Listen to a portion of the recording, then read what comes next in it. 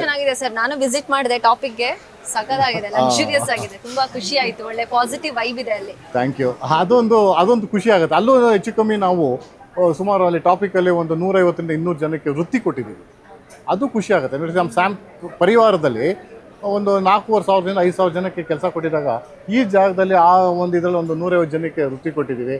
ಅದು ಒಂದು ನಿಮಗೆ ಗೊತ್ತಿರೋಂಗೆ ಅದು ಸಸ್ಯಾಹಾರಿ ಅಲ್ಲ, ಅದು ನಾನ್ ವೆಜ್ ಆಗಿರುತ್ತೋ. ಸೊ ನಾನು ಸುಮಾರು ಜನಕ್ಕೆ ಯೋಚನೆ ಮಾಡ್ತಾಯಿದ್ದೆ, ಒಂದು ಸಸ್ಯಾಹಾರಿಯ ಮಾಡಬೇಕು ಅನ್ನೋದು ಒಂದು ಕಾನ್ಸೆಪ್ಟ್ ಇತ್ತು. ಸಸ್ಯಾಹಾರಿ ಮಾಡಿದಾಗ ಏನು ಮಾಡಬೇಕು? ಎಲ್ಲರೂ ಏನು ಮಾಡ್ತಾರೆ, ಒಂದು ಸಸ್ಯಾಹಾರಿ ಅಂದರೆ ನಾರ್ಮಲ್ ಹೋಟ್ಲ್ ಥರ ಮಾಡ್ತಾರೆ. ನನಗದು ಇಷ್ಟ ಆಗ್ತಿರ್ಲಿಲ್ಲ. ನನಗೊಂಥರ ಏನು ಮಾಡೋಣ ಅಂತ ಹೇಳಿದ್ರೆ, ಒಂದು ಬಾಲಿ ಥೀಮ್ ತರೋಣ, ಒಂದು ಹಳ್ಳಿ. ಎಷ್ಟೋ ಜನ ನಮ್ಮ ಮಕ್ಳುಗಳಿಗೂ ಎಷ್ಟೋ ಜನ ಹಳ್ಳಿದನ್ನು ಮರ್ತೋಗ್ತಾ ಇದ್ದಾರೆ. ಒಂದು ಬಾವಿ ಆಗಿರ್ಬೋದು. ಈ ಹಟ್ ಕಾನ್ಸೆಪ್ಟ್ ಅದೇ ನಾನು ಯೋಚನೆ ಮಾಡ್ತಾ ಇದ್ದೆ. ನಾನು ಯಾವುದೋ ಒಂದು ಇದರಲ್ಲಿ ಹೋದಾಗ ಈ ಕಾನ್ಸೆಪ್ಟಲ್ಲಿ ನಾನು ಏನೋ ಒಂದು ಮಾಡಬೇಕು ಅಂತ ನನಗೆ ಫಸ್ಟಿಂದನೂ ಇತ್ತು. ಎಲ್ಲರೂ ಏನು ಮಾಡ್ತಾರೆ, ಒಂದು ಹಟ್ ಕಾನ್ಸೆಪ್ಟ್ ಮಾಡ್ತಾರೆ, ಒಂದು ಏನೋ ಗುಡಿಸು ಥರ ಮಾಡಿ ಅಲ್ಲಿ ನಾನ್ ವೆಜ್ ಇಟ್ಬಿಡ್ತಾರೆ. ಆ ಒಂದು ಕಾನ್ಸೆಪ್ಟಲ್ಲಿ ಇರ್ತಾರೆ. ನಾನು ಒಂಥರ ಡಿಫ್ರೆಂಟಾಗಿ ಮಾಡಬೇಕು ಅನ್ನೋ ಯೋಚನೆ ಬಂತು ನನಗೆ. ಸೊ ಇದೊಂದು ಬಾಲಿ ಥೀಮ್ ತರೋಣ ಅಂದಾಗ ನಾನು ಹುಲ್ಲು ಎಲ್ಲಿ ತರೋದು?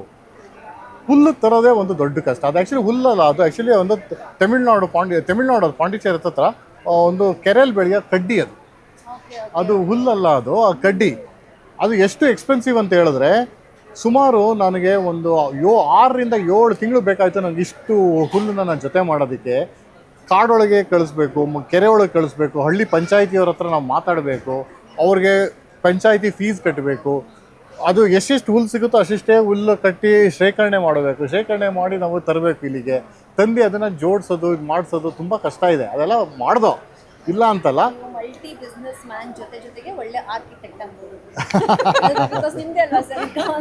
ಈ ಕಾನ್ಸೆಪ್ಟ್ ಎಲ್ಲ ನಂದೇನೆ. ನಾನು ಯಾವುದೇ ಬಿಲ್ಡಿಂಗ್ ಮಾಡಿದ್ರು, ನಾನು ಏನೇ ಬಿಲ್ಡಿಂಗ್ ಮಾಡಿದ್ರು ಆದಷ್ಟು ನಾನು ನನ್ನ ಒಂದು ಸ್ವಂತ ಒಂದು ಕ್ರಿಯೇಟಿವಿಟಿ, ನಾನು ಆದಷ್ಟು ನಾನು ಏನು ಮಾಡ್ತೀನಿ ಅಂದರೆ, ನಾನು ಪ್ರಪಂಚ ಸುತ್ತೋದಕ್ಕೆ ಟ್ರೈ ಮಾಡ್ತೀನಿ. ಸುತ್ತೋದಾಗ ಏನಾಗುತ್ತೆ, ನನಗೆ ನಾಲೆಜ್ ಬರುತ್ತೆ, ಒಂದು ಐಡಿಯಾಸ್ ಬರುತ್ತೆ.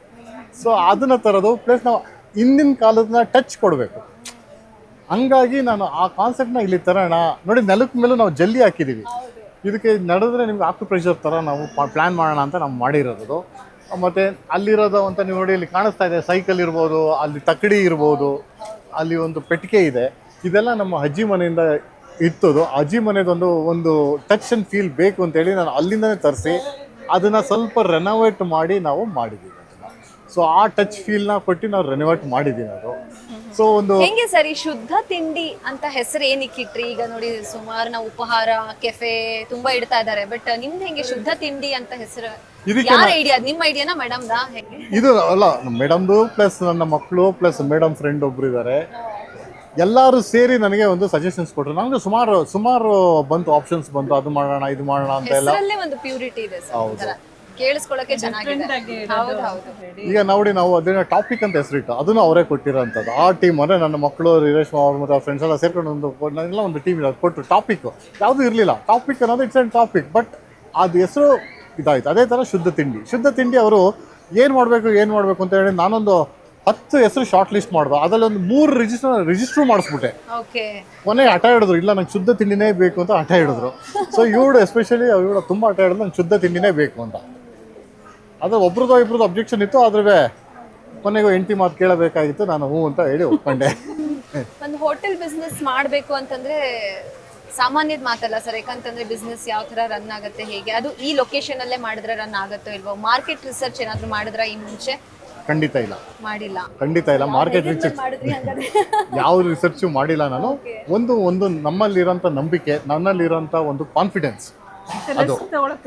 ಆಮೇಲೆ ನಾನು ರಿಸ್ಕ್ ಇಂತ ನಾನು ನೋಡಿ, ಇದನ್ನ ಓಪನ್ ಮಾಡಿದ್ರೆ ಇಲ್ಲೊಂದು ಹೆಚ್ಚು ಕಮ್ಮಿ 100 ಜನಕ್ಕೆ ಕೆಲಸ ಕೊಡ್ಬೋದು. ನಾನು ಆ ಥರ ಯೋಚನೆ ಮಾಡ್ತೀನಿ. ಇಲ್ಲಿ ಒಂದು 100 ಜನಕ್ಕೆ ವೃತ್ತಿ ಕೊಡ್ಬೋದು, 100 ಸಂಸಾರ ನಡೆಯುತ್ತೆ ಅನ್ನೋದು ಒಂದು ಫಸ್ಟ್ ಕಾನ್ಸೆಪ್ಟು.